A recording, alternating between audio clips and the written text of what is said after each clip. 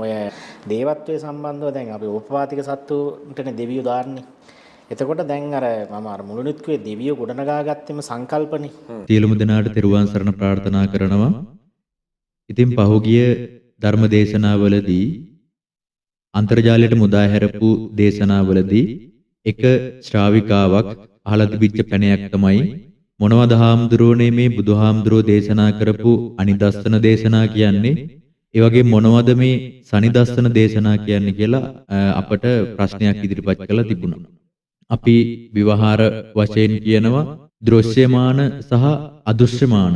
ඉතින් මෙන්න මේ දෘශ්‍යමාන සහ අදෘශ්‍යමාන කියලා කියන්නේ අපේ ඇස් දෙකට පේන, ඇස් දෙකට නොපෙනෙන කියන ස්වභාවයක්.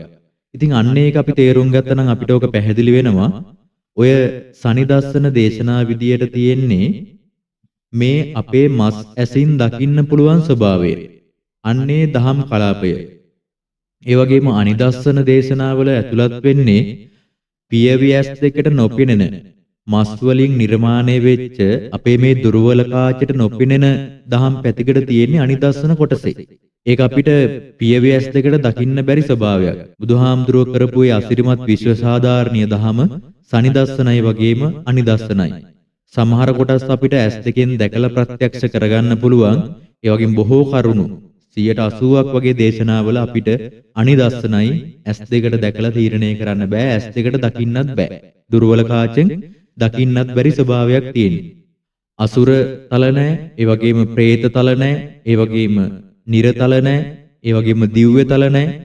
තියෙන එකම තලය තමයි මේ මනුස්ස තලය කියලා බොහෝ අය වැරදි තැනකින් අල්ලගෙන ඉන්නවා. මොකද ඒගොල්ලෝ හිතාගෙන ඉන්නේ මේ පියවි ඇස් දෙකට පේන දේ තමයි යථාර්ථය කියලා. ඉතින් ඒක නෙමෙයි යථාර්ථය. මේ මස් ඇසින් නිර්මාණය වෙච්ච දුර්වල කාචයට දකින්න පුළුවන් ටික තමයි සනිදස්සන දේශනා. ඒ වගේම අපේ ඇස් දෙකට එහා ගිහිල්ලා ඇස් දෙකෙන් බලන්න බැරි ස්වභාවයක් තියෙන ටික තමයි අනිදස්සන දේශනා. ඒ වගේම නිවන, ඒ වගේම අවේදිත සුඛය, ඒ වගේම අසංකතය, අමරණීය සුවය ආදී වශයෙන් බොහෝ කරුණු.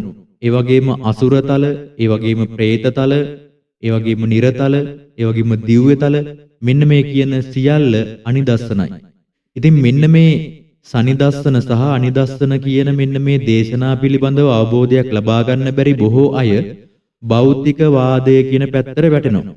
භෞතික විද්‍යාව ආධාරණ කෙනෙක් නම් දන්නවා භෞතික විද්‍යාව තුලදී පඨවි, ආපෝ, තේජෝ, වායෝ කියන මෙන්න මේ සතර මහා භූතයන් ආශ්‍රය කරගෙන ඇසට පේන දේ මත පදනම් වෙලා තමයි භෞතික විද්‍යාව තුල ක්‍රියාත්මක කරන්නේ. අන්න එතකොට අර බුදුහාමුදුරන්ගේ අනිදස්සන දහම් කලාපය ඒ වගේ අයට ස්පර්ශ වෙන්නේ නැහැ. ඒ අය ඒව පිළිගන්නෙත් නැහැ. පරිණාමවාදය හොයාගත්තු චාල්ස් ඩාවින් ඒ මිනිස්සයා මෙන්න මේ පරිණාමවාදය හොයාගෙන ගිහිල්ලා, පොසිල හොයාගෙන ගිහිල්ලා, පොළව කැණීම් කරලා අප්‍රමාණ දුකක් විඳලා මිනිස්සයාගේ ආරම්භය වානරයන්ගෙන් කියලා නිගමනයකට ආවා. ඉතින් මේ මිනිස්සයාගේ උත්සාහයත් වටිනවා. ඒ වගේම මේ මිනිස්සයා කරපු කැපකිරීමත් අසීමාන්තිකයි.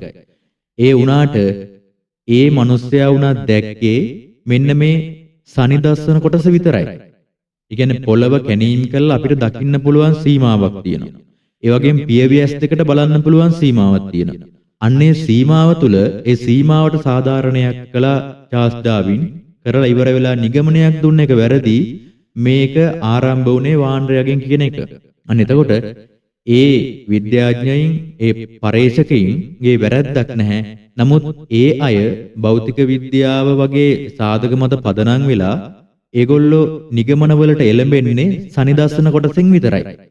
ඉතින් අද වර්තමානයේ භෞතිකවාදීන් නිර්මාණය වෙන්නත් මේ මැරුණට පස්සේ ශරීරය කුණු වෙලා ගියාට පස්සේ එතනින් එහාට ගමනක් නැහැ, මෙතනින් එක්කම ඉවරයි කියලා භෞතිකවාදයට වැටෙන්නත්, ඒ වගේම පඨවි, ආපෝ, තේජෝ, වායෝ කියන මෙන්න මේ සතර මහා භූතයන්ගෙන් විතරයි මේ සියල්ල නිර්මාණය වෙලා තියෙන, ඊටහා කතාවක් නැහැ කියන තත්ත්වයටපත් වෙලා තියෙන මෙන්න මේ බුදුහාමුදුරන්ගේ ධර්ම දේශනා තුල තියෙන මෙන්න මේ සනිදස්සනයි අනිදස්සනයි කියන කොටස් දෙක නොදන්නකම නිසා. ඉතින් මෙන්න මේ ලෝකයේ, මේ විශ්වයේ, මේ සසරේ බුදුහාමුදුරුවෝ පැහැදිලි කරනවා පියවි ඇස් දෙකට බලන්න බැරි සීමාවක් තියෙනවා. පිරිසිදු වෙලාවකට අහස දිහා බැලුවොත් එහෙම අපිට පේන්නේ අහස නිල් පාටට. ඉතින් ඒ නිල් පාට කියලා කියන්නේ අවසානයේ නෙවෙයි. හැබැයි අපේ ඇස් දෙකට පේන සීමාව. හැබැයි ඒක නෙවෙයි සත්‍ය. තව ඊට එහා කතාවක් තියෙනවා. ඉතින් එහෙනම් අද වර්තමානයේ දිව්‍ය තල නැහැ, අසුර තල නැහැ, ඒ වගේම പ്രേත කොට්ටාස නැහැ ආදී වශයෙන් මෙන්න මේ නිගමනවලට එන්නේ ඇස් දෙකෙන් දැක්කොත් විතරයි මම පිළිගන්නේ කියන තැනටපත් වෙලා තියෙන්නේ මෙන්න මේ සනිදස්සනයි අනිදස්සනයි කියන ධර්මය පිළිබඳව අවබෝධයක් නැතිකම නිසා. සමහර පිරිස් මෙන්න මේ බුදු ඇසටත් එහා ගිහිල්ලා නිගමන දෙන්න හදනවා. නෑ මෙච්චරයි. නෑ ඒක බොරුවක් ආදී වශයෙන් විවිධ විවේචන අපිට දකින්න හම්බෙනවා. හැබැයි බුදුන් වහන්සේ කරපු දේශනා අපිට මේ දුර්වල අපේ කාචවලට මේ සාමාන්‍ය පෘථග්ජන මිනිස්සයාට දකින්න බැරි බුද්ධ විශේෂයෙන් දැකපු අනිදස්සන කලාපයේ ඇතුළත් වෙන අතිශයින් ගැඹුරු සංකීර්ණ දහමක් තමයි බුදුහාමුදුරුවෝ දේශනා කළේ. එහෙනම් පියවියස් දෙකට දකින්න පුළුවන් ඒ අතරින් පොඩි ප්‍රමාණයක්.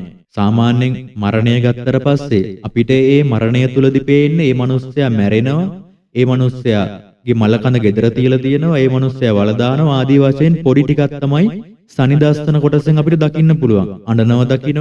හැබැයි එතනින් එහාට අනිදස්සන කලාපය අපිට බලන්න බෑ.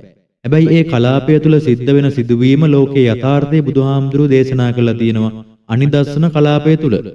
අනිතකොට සනිදස්සනයි කියලා කියන්නේ ඇස් දෙකට පේන්න පුළුවන් මට්ටම. ඒ වගේම අනිදස්සනයි කියලා කියන්නේ ඇස් දෙකට නොපෙනෙන අතිශයින් සංකීර්ණ බුද්ධ විශේෂයෙන් දේශනා කරපු මේ සංසාරයේ ස්වභාවය, යථාර්ථය, සත්‍ය. ඔබත් මේ වෙනකොට සනිදස්සන කියන විදියට ඇස් දෙකෙන් දැකලා විතරක් මේ යථාර්ථය තේරුම් ගන්න උත්සාහ වෙන කෙනෙක් නම්, ඒ වගේම ඇස් දෙකට දකින දේ තමයි යථාර්ථය කියලා හිතන කෙනෙක් නම් මම පොඩි උපමාවක් පැහැදිලි කරන්නම්.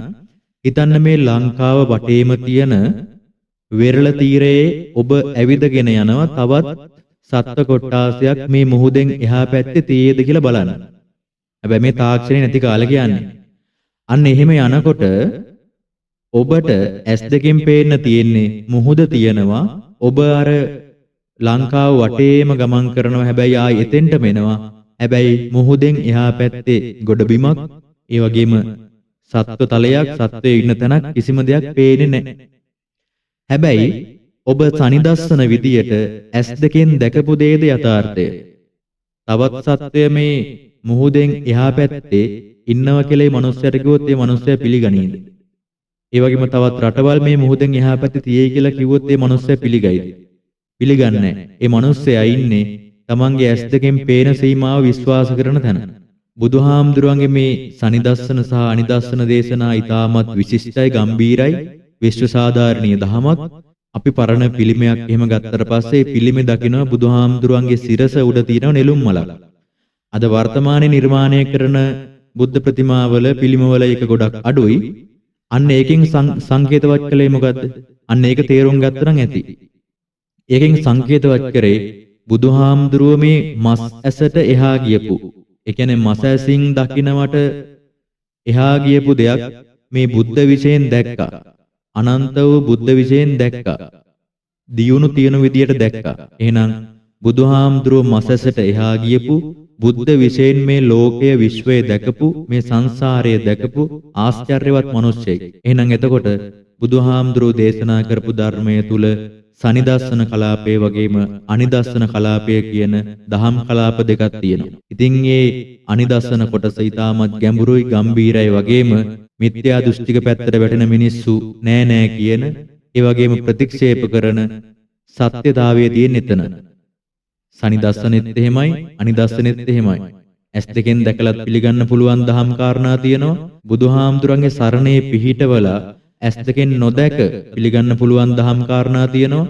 බුදුහාමුදුරන්ගේ ශ්‍රී සද්ධර්මයේ පුරාවටම තියෙන්නේ සනිදස්සන දේශනා සහ අනිදස්සන දේශනා. ඔබට පුළුවන් නම් සත්තාමේ භගවා, භාග්‍යතුන් වහන්සේ තමයි මගේ ශාස්ත්‍රෝන් වහන්සේ. අහං ශාවකෝ, මම තමයි ශ්‍රාවකයා. නාහං ජානාමි, මම මොකුත් දන්නේ නැහැ. ජානාති භගවා, බුදුහාමුදුරුවෝ තමයි දන්නේ කියන තැන ඉන්න පුළුවන් නම් ඔබට මේ සනිදස්සන දේශනාත් අනිදස්සන දේශනාත් ගැටලුවක් වෙයි කියලා මම හිතන්නේ නැහැ.